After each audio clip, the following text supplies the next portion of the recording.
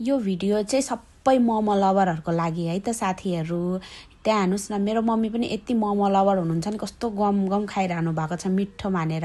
Hello साथीहरू, मेरो छोटो अनि मिठो भिडियोमा हजुरहरूलाई स्वागत छ। आज चाहिँ घरमा मोमो खाने प्लान बन्दैछ अनि त्यही भएर मोमोको लागि चाहिँ म प्याज काट्दैछु। यो अहिलेको प्याज चाहिँ यति पिरो हुने नि, मेरो मुखै बिगारिदिसक्यो भनेको आँसु आएर कस्तो पिरो हुने कि प्याजै काट्नु नसक्ने। अनि फेरि प्याज काट्ने जिम्मा चाहिँ मेरै हो, मलाई नै काट्नुपर्छ प्याज चाहिँ। अब रुँदै भयो भने प्याज त काट्नै पर्यो, अब खानी भनिसकेपछि त नकाट्ने त भएन। फेरि प्याज बिनाको मोमो राम्रो लाग्दैन। अनि फेरि पिठो मुस्ने जिम्मा चाहिँ मेरो माइली बहिनीको हो। अनि बहिनीले चाहिँ पिठो मुसेर पनि रेडी गरिसक्यो। अनि तबसम्म चाहिँ मैले यता अचार बनाउनु रेडी गरेँ। मोमोको लागि चाहिँ मैले प्याज, धनियाँ अनि हरियो प्याज सबै काटेर रेडी गरेर यता चाहिँ चटनी बनाउनु थालेको। अनि यो अचार चाहिँ मेरो रेडी भयो, हेर्नुहोस्। यता चाहिँ फेरि मेरो बहिनीले डल्लो बनाउँदैछ। अनि यो पनि एउटा च्यालेन्जै हो कि एक साइजको डल्लो बनाउनु पर्छ है। अनि फेरि डल्लो बनाउनु लास्टै झ्याउ लाग्ने कि मलाई। अनि फेरि अर्कोतिर चाहिँ मेरो कान्छी बहिनीले किमा बनाउँदैछ। यो किमा बनाउने जिम्मा चाहिँ फेरि मेरो कान्छी बहिनीको हो। त्यसले एकदमै बेस्ट किमा बनाउँछ के। अनि म चाहिँ फेरि त्यति हात हालिदिनु खोज्दिनँ मासुमा। मलाई चाहिँ अलि यस्तो गरेर किमा बनाउनुमा अलिकति झ्याउ पनि लाग्छ। अनि त्यही भएर सबै काम चाहिँ मेरो कान्छी बहिनीले गर्छ, किमा बनाउनेदेखि लिएर यो मोमोको मसला मुस्ने काम पनि त्यसैको हो। फेरि मैले मुसेको चाहिँ त्यसलाई मिठो नलाग्ने रे, मैले मोमो खाँदिनँ नि त चिकनको। अनि त्यही भएर तैँले नुनहरू अलिक कम राख्छ होला, अलि पिरोहरू कम राख्छ होला, मलाई बनाउनु दे भनेर। अनि त्यो मेरो कान्छी बहिनी आफैले पुरै सबै मसलाहरू राखेर अनि मुस्दैछ, हेर्नुहोस् न। मोमो बनाउँदा चाहिँ फेरि हाम्रो तिनजना दिदीबहिनी चाहिँ एकदम मिलिरहेको हुन्छ क्या, किनभने मिलिजुली काम गर्नुपर्छ नि त। त्यही भएर हामी चाहिँ मिलेरै काम गर्छु।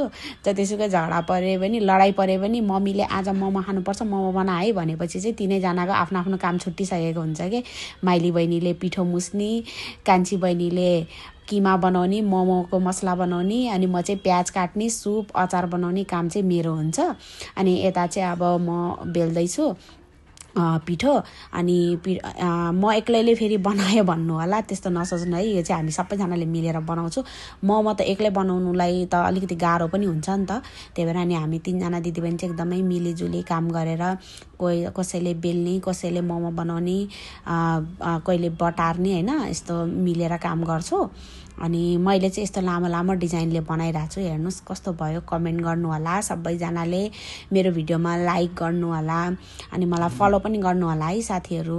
अनि मैले चाहिँ फेरि धेरै बनाइनँ, मेरो चाहिँ कस्तो ढाड दुख्छ। अनि त्यही भएर अलिकति बनाएर मैले चाहिँ हटेँ यता। अनि मैले बनाइसकेपछि चाहिँ अनि फेरि मैले कान्छी बहिनीलाई दिएँ, ला बना भनेर। त्यसको फेरि अलग अलग डिजाइनको मोमो हुन्छ कि। अनि त्यसले पनि बनाउँदैछ, पुरै भाँडै लिएर हट म आफै बनाउँछु भनेर।